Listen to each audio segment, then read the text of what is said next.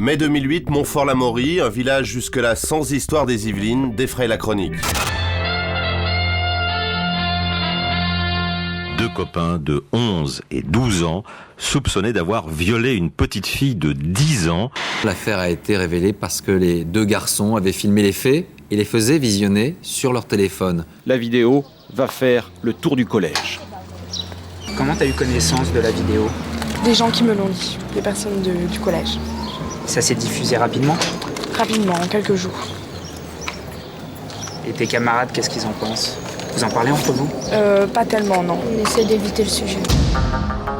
Ce que révèle ce drame, c'est l'apparition d'un nouveau phénomène fraîchement débarqué des États-Unis, le sexting.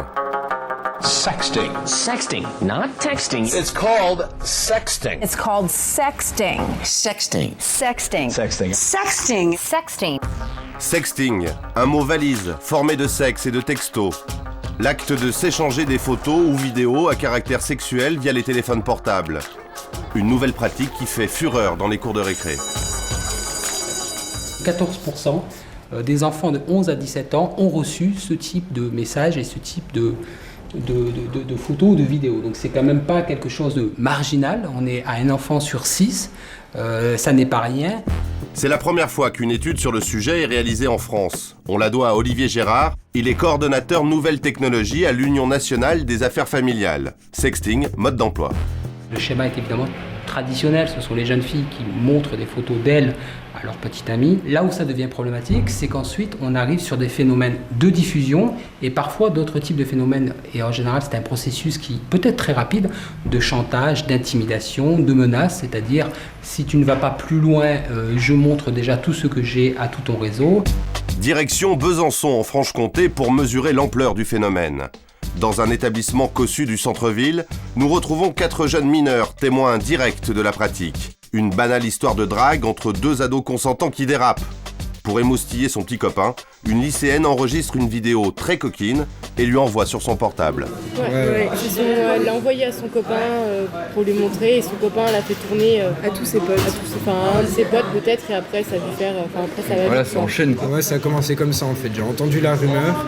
Je me suis dit au début c'est un mythe, c'est pas possible. Et après on m'a montré la vidéo, donc j'ai un peu halluciné. En fait ça allait super vite, en 2 jours tout le monde l'avait sur son portable et elle a peut-être fait sa première erreur, mais la deuxième erreur c'est qu'elle après elle peut plus arrêter le système, quand elle s'est mise en route. Je lui ai dit pourquoi t'as fait ça quoi, parce que c'est quand même intriguant de quelqu'un qui fait une vidéo comme ça. Et elle m'a quand même répondu, c'est pour ressembler à Paris Hilton, c'est pour faire comme Paris Hilton, devenir connu comme Paris Hilton. Tu te dis elle a un souci quoi. Encore limité en France, les cas de sexting qui tournent au drame se comptent déjà par dizaines aux États-Unis. En mai 2008, les teenagers américains se réveillent avec la gueule de bois. C'est l'histoire de Jessie Logan, jolie blonde de 18 ans. Elle avait envoyé des photos d'elle déshabillée à son boyfriend. Rupture, puis vengeance. Son ex diffuse largement les photos à l'aide de son portable.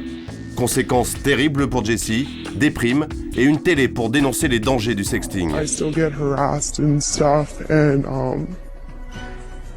I'm sorry. I just want to make sure that no one else will ever have to go through this again. Jessie Logan ne s'en remettra pas. 2 mois plus tard, elle est retrouvée pendue dans sa chambre.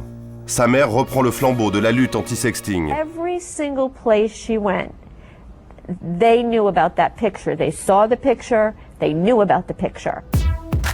Aux États-Unis, on a compris l'importance de la prévention. Affichage urbain et campagne de pub sur Internet. En Europe, c'est l'Espagne qui est en pole position.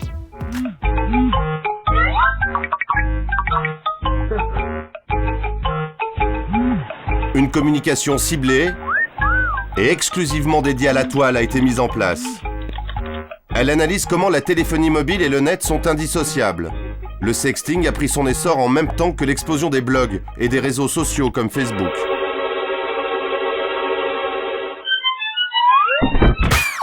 C'est ce qu'a compris en France l'association e-Enfance. Ici, en 2008, le ministère de l'Intérieur a inauguré une ligne téléphonique. Écoute famille, bonjour.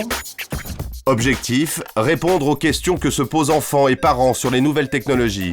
Aujourd'hui, 6% des appels concernent le sexting. Décryptage de la drague trash sur Internet. On est devant une discussion MSN. On voit arriver la demande de déshabillage ici. Maintenant que t'es ma copine, tu pourrais me montrer.